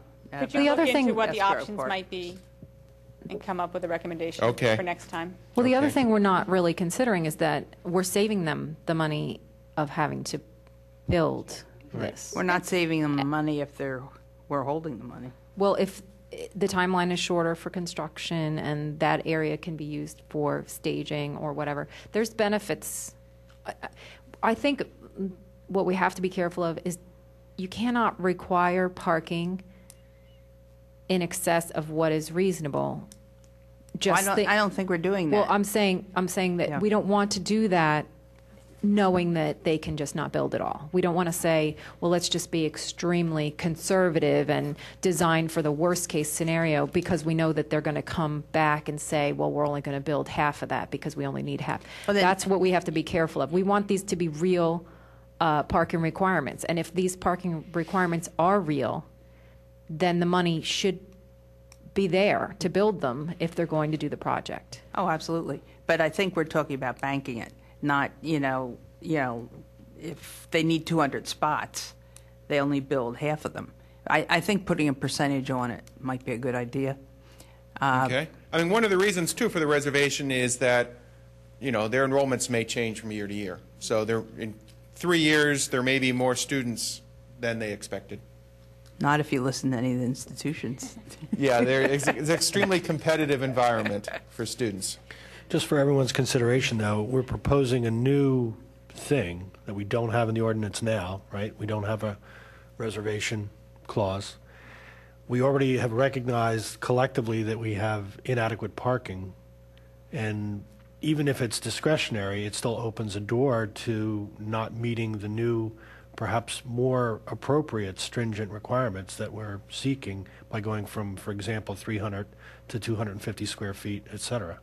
So I'm kind of wondering why we should even mention it at all. Well, I don't think, Because it helps us be reasonable. It Yeah. helps us require the parking. We think we need to fix the current problems that we have without worrying that we're going overboard. Yeah, I and don't- the I don't think- commissioners I could don't think always we say- get it that way. I think it's only new construction, the way we've been discussing this, unless we plug in the clause about curing deficits, Yeah, which we I haven't think really that refined either. it shouldn't be an option if there's a significant deficit currently. Yeah, I would agree. I think there should be some type of restriction as to when you can even ask for it. You can't ask for this if you're clearly inadequate in your But there are existing plenty of parking. institutions in the township, and some of them don't have parking problems. And they should have, I mean, but we're going to have strict rules because of our township-wide problem. We don't want to penalize those people. Right. No, I'm not saying penalize them, but maybe if you have a deficit, it doesn't even get to the level of discretionary. You can't reserve parking if you have a deficit. I think that's fair. But I think the critical piece of that is that we should set this up so that it goes to the Board of Commissioners, not the zoning hearing board, the Board of Commissioners to make the determination. It says, yes, because we in our discretion are going to say, you have to build all of it because we have a township-wide problem. Or you out at Hebrew Academy, you got plenty of parking, we don't need to, in your specific instance, we don't need to build all of that at this time, but we reserve the right. That is the kind of thing that the Board of Commissioners, I think, is in the best position as opposed to the zoning hearing board to make a determination. Just remember, 3 months this applies to all institutions. And I think, I'm agreeing with you, Doug. We're focused on some of the larger institutions, the colleges and universities, but this is going to apply to St. David's Church. I don't know if that's located in the PI district, but there's other institutions in the PI district that these parking regulations, this reservation of parking is going to apply to, and maybe in those instances it does make sense. Maybe it doesn't make sense for the larger universities and the colleges that do have these existing parking problems, but for smaller institutions, maybe it does make sense, and it is something that you can provide to, the businesses and landowners in the township, so that, because it's very hard to write, ordinance provisions that treat every possible situation equally and fairly. And so we're writing ordinance provisions here that are going to be very stringent on these larger institutions, the colleges and universities. And I think one of the problems we're going to find is that on these smaller institutions that they also apply to, they're going to come down like a big hammer. And they're really going to hurt those institutions. And so one of the ways you try to be able to better mold these regulations for every situation is to have something like the reservation of rights. And the reason why you want to make it discretionary is that hopefully that allows the board to look at each individual situation and make an appropriate decision. In this particular instance, it makes sense, but in the one last week, it doesn't. And you have to have faith in this body, you have to have faith in the Board of Commissioners that they are going to make that appropriate discussion or Thank decision. you, Peter. Is everybody good with that so far, with what Doug and agree Peter with and that. Kathy were saying? We'll make those changes. Thank you. Okay? Anything else on parking? What we're discovering here is that we have several different components we need to address. And looking at the number of employees and the number of students does seem to make more sense with maybe additional for visitors that would be on a regular basis. I think there's the parking for special events is a totally separate, has to be dealt with separately. And I think the parking of students where they're leaving their car somewhere and then going to school is very different than someone who's using their car every day to go to work and to drive to classes and things like that. So somehow we have to find out how that can be addressed, where people are just leaving their cars somewhere and that's taking up some residents' parking.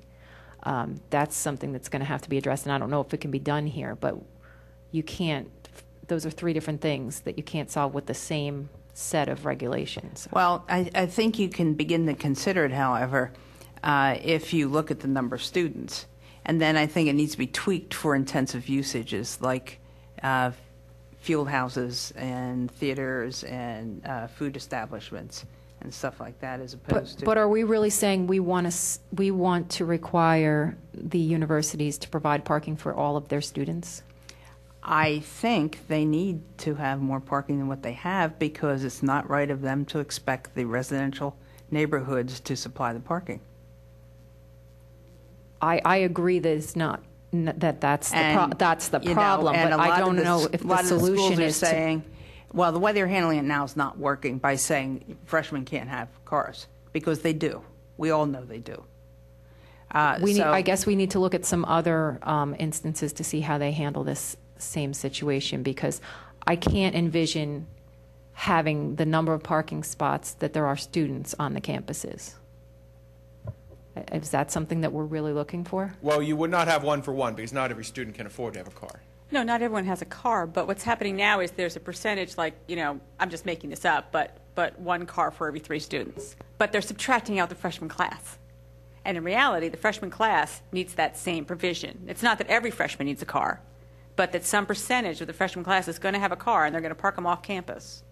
Or what we're talking about here, just removing excluding students who are prohibited by the institution from having vehicles within Radnor Township, striking that? Is that what we're talking about doing? I'm a little confused. Well, we're talking about revising it and asking Charlie to come back with us with a way to revise it. Yeah, we didn't come up with a final wording. I guess it's my job. Do we currently require the campuses to provide X number of spots per student? So how are we going to get from here to there? We're going to add a line item that considers students in the parking. Charlie, on that issue, we talked about deficits earlier, and you said that in a number of ordinances there is a provision to gradually fix deficits. I know that's a kind of a difficult financial pressure for some institutions who feel they really don't need it. But how common is that in other ordinances where they have to fix a deficit? Most communities don't address it. Don't address it. They don't get into this level of detail. But some communities deal with I think the we deficit. did in Millersville, because they had a very serious parking deficit of the university. And I think if I remember correctly, I think we added a provision there. So maybe it doesn't have to be draconian, but maybe we should still look at it, because I think we keep talking about the fact that we have a problem. And if we have good parking formula, we shouldn't be requiring too much parking anyway. Our goal is to meet demand. The formula is a going forward thing. The deficit is a historical. Well, if we start with a whole new formula, I'm not even sure how the deficit would be considered. Well, if a school is in deficit now and you change the formulas, perhaps they become more in deficit hypothetically if they were building the entire campus from scratch. But especially if we go from 300 to 250, et cetera, et cetera. It seems to me that if there is a deficit, and maybe it can be a percentage deficit. I mean, if you have 50% of the parking you should have as opposed to 90%, maybe you should be treated differently for purposes of curing that deficit. Or, as you said, when you do anything new, you have to begin to cure some of the deficit. A lot of times we'll see an institution come in and say, well, we need 203 spaces for the new project, and we're going to add 206. And so everything else just stays the same. But they're already potentially actually in a practical or statutory deficit. Maybe that's where we start to fix it that way. Yeah, if they don't do anything, they don't have to do anything with a deficit. But if they're going to be starting to do projects, we'd like them to gradually fix it. How does everybody feel about that? Yeah, and I think we've made a lot of progress tonight on a lot of those issues. Charlie, I'm sorry, are you finished with that? I have another question. When we've looked at things in the past on some of the larger universities that are really broken up geographically by some major streets, they say, well, this area here is what we're looking at, and the parking here, and then all of a sudden they throw in the entire campus to figure impervious. What are our rules here? Is it going to be when it's a really large campus, for example, like Villanova? We're saying within 800 feet unless the zoning hearing board approves something otherwise. And one of the reasons why the zoning hearing board would approve something otherwise is if, for instance, you have a shuttle service. So you might have a regular shuttle going from one end of the campus to the other end of the campus, and then you can justify having parking further away because it's easy to get from one part to the other. But are we going to set up the rules from the beginning that say if you're, no matter what size your campus is, we look at the entire campus for impervious, or are we only going to look at an area that is, for example, between Lancaster Avenue, County Line Road, and 320? Because that's segregated from the other sections that are pretty far off. As far as coverages, what the draft proposes is you keep the 55% landscaping requirement across the whole campus, all the properties together, but then each individual lot cannot be more than 70% impervious. And how do you define a lot? It's separated by a street in most cases. Okay. Can it also be by tax bill? Correct. They could have multiple lots on one side of a street. A lot of times they merge them together. But Or if they don't haven't, merge but if them. they haven't merged them? If they haven't merged them, then it's each individual tax parcel. 70% just sounds high when I hear that number. Is that what we have now, or is that what you're seeing in the campus development? Obviously, there's going to be much more built-up areas than others. Right. The goal is that certain lots would be more intensely used than other lots. Sure. You know, certain ones are more buildable. They're closer to the highway. They're already more built upon versus other ones are more natural, and it's natural that you offset it. Sure. So we're just trying to set some number. There's a maximum upset per lot, but an overall requirement across the board. So we'd end up with some areas that are much more open. Yes. Okay.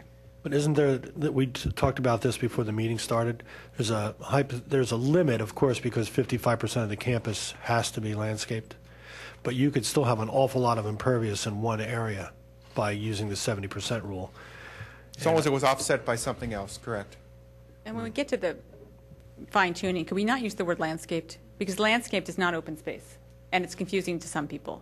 So instead of saying 55% has to be landscaped, to me that means you put in a lot of bushes and made a berm and, you know, which what we mean is should be naturally green, or not even naturally, but it should be open space that's green. Impervious. No, pervious. Pervious, I'm sorry. Actually, landscaping is more restrictive than non-impervious. Okay. Yeah, I don't know why we'd want to take that out, because I mean, that's what maybe we have just- now. Then we just need to broaden what landscaped is. We did include I like just think the rain gardens and language can stuff. be confusing. If you have a forest, that's not landscaped. It's natural. We should that- include forest areas in that. That was the intent. I'll make that clear. Normally when you say this is a landscaped area, you don't mean an open natural area. You mean someplace where landscapers have gone in, or a landscape design has been put in place. And that's not what we mean. We mean open green space. It could be forested, it could be a field, or it could be a landscaped garden. I think probably the intention was that it wouldn't be barren. We'll come up That it with the would term be- green space, and we'll define it. Or to cover all those things. vegetated or something. Yeah, I'm fine with Because we changing want, I mean, the a ball language. field would also count towards that, for instance. It's not landscaped, but it is green space. What are we having now? The 70% on a lot. What is it now? I don't think there is an impervious in this district. So we don't even look at the lots individually now? Is that? I believe that's the case. But if So there's- right now, there's no limit, per Correct. se. There has So we're this going from district. no limit to 70%? Wouldn't the rest of the code deal with this? The Each impervious district issue? has an impervious coverage. Well, some do, some don't, but Or is it hypothetically 70% now? I'm looking at the current book right now. I don't see an impervious right now under the PI district. Yeah, I think under the PI right now is merely the 55% landscaped, which is kind of a backdoor way of saying maximum of 45% impervious across the tract. But that's for the entire property? I believe Do we so, have any yes. restriction on the lots, or is that supposed to No. apply also? Well, it says not more than 30% of total lot area may be occupied by buildings. Yeah, Correct. that's a building coverage Right. requirement. And not less than 55% of the total tract area. exclusive of the area within the public right-of-way. And the difference between a lot and a tract depends on how it's defined in the zoning ordinance. And there are some other districts. For instance, the PLO district is structured similarly. There's a building coverage and a landscaping requirement, and there's no impervious requirement in that district, too. Charlie Yes. mentioned fields. What if they're astroturf? Good question. We're not really worrying about stormwater at this point. I'd consider artificial turf to be green space. From a stormwater point of view, it would be something different. I mean, if you're talking about your landscaping, you're mainly talking about aesthetics at this point. And from a distance, I don't think most people can tell the difference. Oh, yeah, you can. But I'm looking at, I feel you can when I drive by them anyway. But I'm just thinking, does that defeat the purpose of having the open space?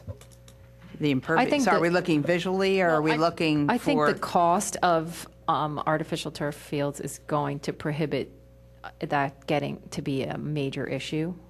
It's not as if someone can afford to build extensively unless they're going to start public schools using have astroturf fields. But usually not only one or two. two, Yeah. but it's not as if one of the institutions can turn into all astroturf. No, I'm and not then- saying that they would, but since we're wouldn't the- working So I from think we're getting a little too Wouldn't the controlling detailed. factor be that AstroTurf is not as pervious as real turf? it's not pervious at all. Right, so They have stormwater that's where the management- control is going to come in. They have stormwater management Okay. systems beneath them. Sure, So but so do parking lots, but they're not considered pervious. It doesn't perk through. that's a good point. Charlie, you said you would consider it green space, but do other ordinances consider it? You know, I've never seen it come up. That's a good question. I'm amazed it's never come up. What the See, industry what everybody else standard uses is impervious, and they use coefficients of runoff. And that's the way to do all their calculations. They don't worry about what's landscaping. But I think it is good to worry about landscaping in this context. They still have to prove they can handle the stormwater, but that's a whole separate set of calculations. That's not our concern in this process. That's a subdivision issue. Yeah, we're close to the limit that we were Okay, trying to we're about out of hold to. time, although we've done a wonderful job. I do want to have time for public comments before we close. So, Charlie, let me ask you, is there anything else you need us to touch on as you move forward? No, we just want to make sure we have the next meeting date set. Kevin?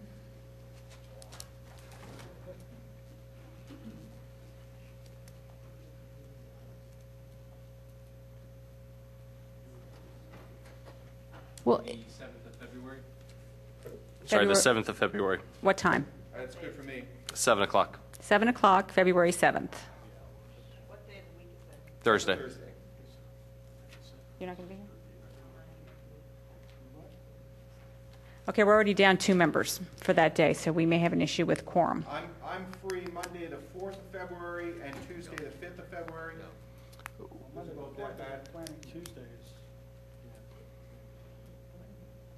How about the following Thursday? Is that possible?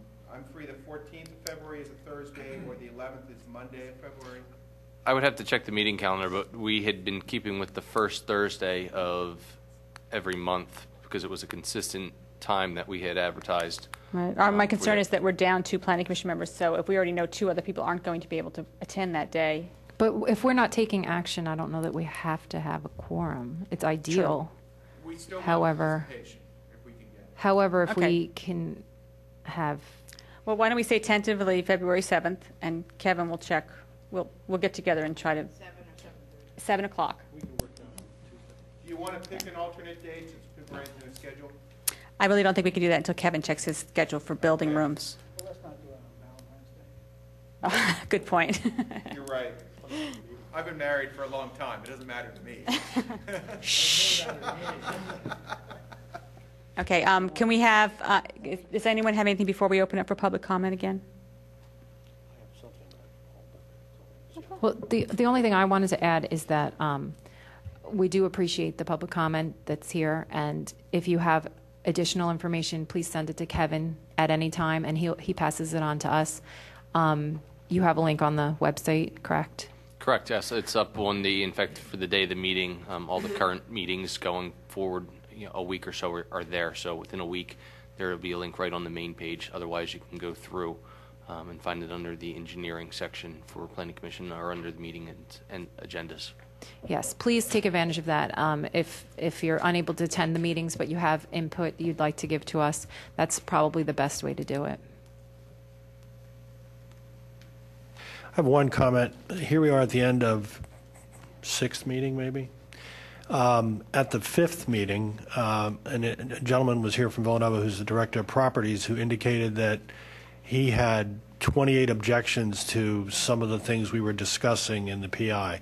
And at that time, I asked that perhaps he could send them to us in advance of the next meeting or be prepared to discuss them or present them. And since Nick happens to be here, I'll present them before next meeting. I'll get them to you ahead of next meeting.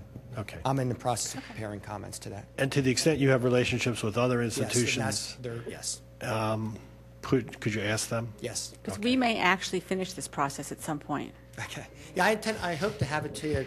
That's why I was interested when the next meeting was, the 7th, and I'll try to give them to you ahead of time. So you have a If you chance to review could them. even possibly get it to us 2 weeks ahead of time, I can try to work a response in before I get to the planning commission a week in advance.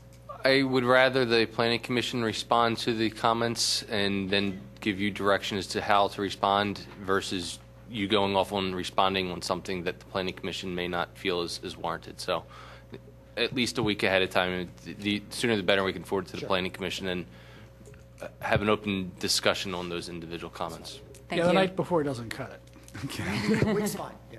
I should be okay with it. Thanks. Okay, public comment on parking or any other portion of the process? Hi, Jim Schneller. I wanted to comment on the recommendation. Apparently, the approving nod so far by the commissioners about this review by the zoning hearing board versus the Board of Commissioners on that particular aspect about reserving. And I have to say that the Board of Commissioners, besides having a full plate all year long, which means that they probably would be less likely to look into the detail. Of course, they have your recommendation, but they'll still be less likely to give it a full review. I think that in light of the fact this is a controversial matter and it's going to affect the township deeply, and just because you're writing a nice ordinance, to have the zoning hearing board with its higher percentage of technical content and therefore less discretion is what's required. And especially because that adds a lot of transparency. Anybody can go to a zoning hearing board meeting and not only comment, but also see what's going on. And the Board of Commissioners will not have time at a meeting. I mean, I've seen their hearings. I've been to 10 or more of their hearings, and it's just kind of hurried along by the nature of their body. And finally, if it goes before the Board of Commissioners, they lost the point. But I really think that having a zoning hearing board that's versed in the technical details, with your advice, that would be an amazing implement in the ordinance. And as a closing comment, I'm astounded. I've lived here a long time, and I'm looking across Lancaster Avenue from this large parking lot, which is possibly a focus of these meetings, and I'm astounded that the amount of unbuilt ground across Lancaster Avenue is about 1.5 times or 1.25 to 1.5 times, whereas I thought it was a much more of a slender area of green.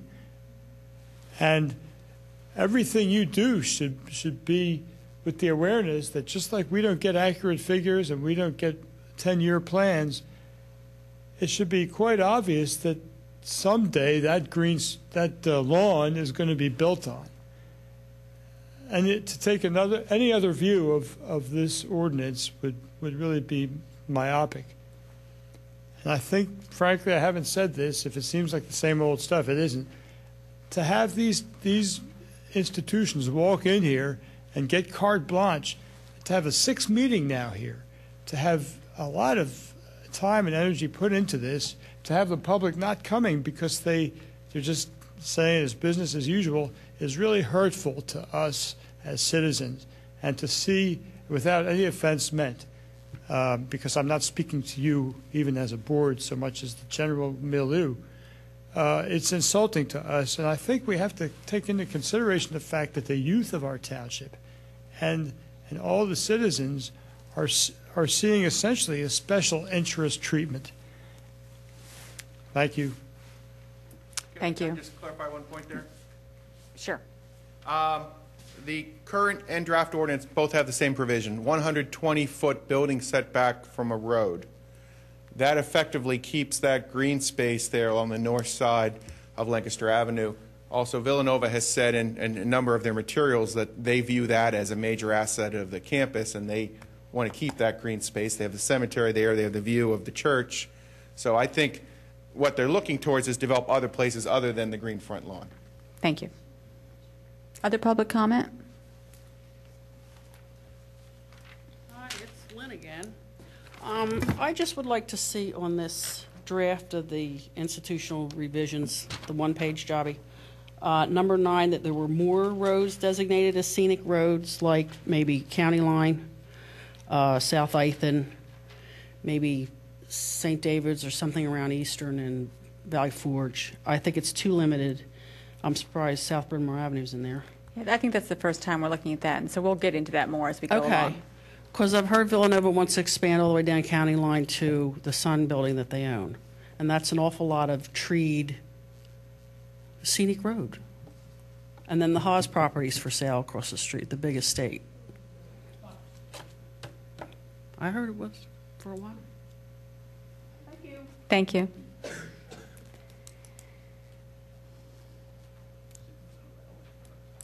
Exactly. Hi, good evening. My name is Philip Barr. I'm with Meredith Avenue in Rosemont. Thanks for your meeting tonight and allowing us to have this chance to talk. I want to talk about something very specific. It seems to be like a little slip or hole. It probably was unintentional, but I want you guys to be aware of, and perhaps maybe there's something that you may want to give direction to Charlie about. It has to do with height regulations and setbacks. Charlie referred to just now setbacks from streets, which is 120 feet for covered buildings and some accessory things smaller, 60 feet. And that's the way it has been. And I noticed here that they had made a note to you that they had recommended smaller setbacks, but they're going to do that later, probably with the Villanova thing, and that's fine. However, one thing has happened in the meantime. I'm going to combine it with two other things. One is that in the height regulations, and I'm going to go to page 4 here on the double line guide, which is the second piece of that, maybe on page 3 for the original one, but it's going to be C in height regulations, if you can find that. And here it originally said no building or structure shall exceed 3 stories or 38 feet in height. Now that's the old rule. So the old rule was 120 feet setback from a road, so a street, and 38 feet height. But now we've slipped in here and put in this way that if it's 600 feet from a residential lot line or agricultural, you can go up to 58 feet. Okay. Now what's missing here is that now all of a sudden the north side of Villanova of Lancaster Avenue is probably 600 feet from a residential across the trolley tracks. I haven't measured it, but I'm pretty sure it probably is. And so while I'm sure they're not interested in getting rid of their green space, it does allow, for example, to demolish a particular building, and it's those buildings that are right there now are probably 120 feet or more from there, and make them 5 stories. I mean, I'm not saying they're going to do it, but this is you're setting this plan in for the next 100 years or 50 years, and this allows them to do it by right. So you have no say in that and how that all happens. So I'm sure it was unintentional. I think you guys should be aware of it and probably address it. The other question about it, or the other thing about it, is that we go to great lengths in the subsequent page, on page 5, to talk about Category 1 and Category 2 usage, and then we go ahead and say, depending on what kind of use it is, that depends on how far apart you are from a lot line, and usually doubling it from 125 feet to 200 feet, whether it's a dorm or a classroom, and that sounds very reasonable to do, but those distinctions are not made now in terms of the setbacks from a street. So the question is that you could have a 5-story dorm, which we've already said it should be twice as far away as from a lot line as a classroom building should be, but now you can have that against the street line, if you follow my logic. So, I mean, this is all because things have been put in, they've been taken out, been put in, taken out, and I'm just, I would hope that you discuss that amongst yourselves, perhaps figure out which way you'd like to have it, and give Charlie some recommendations as to what, should be looked at going forward. Because, you will talk about the south side of Lancaster Avenue, and it's a separate matter, and that is a whole separate matter. But this, again, is a by-right deal. It's going to be in place for a long, long time. So I hope what you intend it to be is exactly how it's written. So thank you. One other comment on that is that the 10 feet of a mechanical penthouse on top of that 58 feet. Makes it 68 feet. Yes. Right. Well, okay, you're doing the math, yeah. Thank you. The other comment, Phil, is that not everyone is in agreement with 58 feet.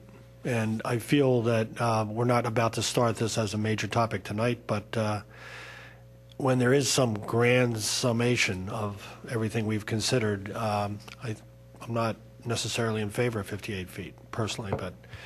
And the trade-off with the conservation easement, there's a trade-off for the height increase. There's no trade-off for the footprint increase. And we go from a maximum building now at 25,600 square feet to a 40,000 square foot building. I don't agree with that either. Let me just clarify a point here. Charlie, he's going to put that on the overhead. Okay, good. Does it go this way? Yes. Okay.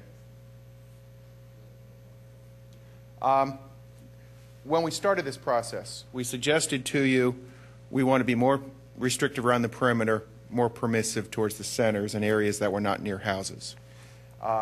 One of the ideas that was always in my mind was it would be a good idea to have some taller buildings closer to the SEPTA lines, further away from the houses, in order to keep green space and in order to push development away from the housing. So, I mean, for instance, under this alternative that we've offered to the township, you could have the ball field be permanently preserved. You could have the Aldwin Triangle be permanently preserved, and some other situations in other institutions too. You could have some of the woodlands maybe preserved up here at the North Campus, and in return, you get a 5-story building on a place that's not near houses. To me, that's a fair trade-off. The township and the residents are gaining permanent preservation of land near the houses or near parks in return for an institution getting some flexibility in height in a place that's not near the housing.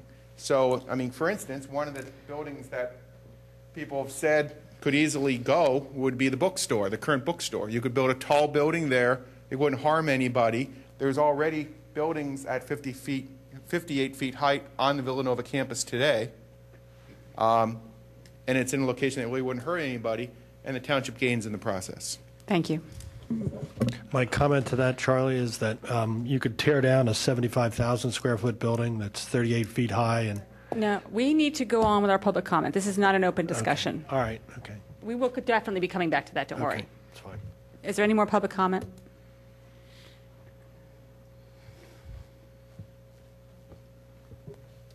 Hi, I'm Tony Bailey. I live at Barclayton Road. I just have a very simple comment to make. Whatever plan you approve or don't approve, I just ask you to look at everything extremely carefully and ask yourselves, put yourselves in the place of the community and ask what would be, with whatever plan is approved, what would be the unintended long-term consequences of this plan. I've heard Jim make comments. I do agree with a lot of things that he has said. Whether you agree with that or not, I do. Thank you. Thank you. Any additional public comment? Thank you. Any board comments before we close? Great, we are adjourned.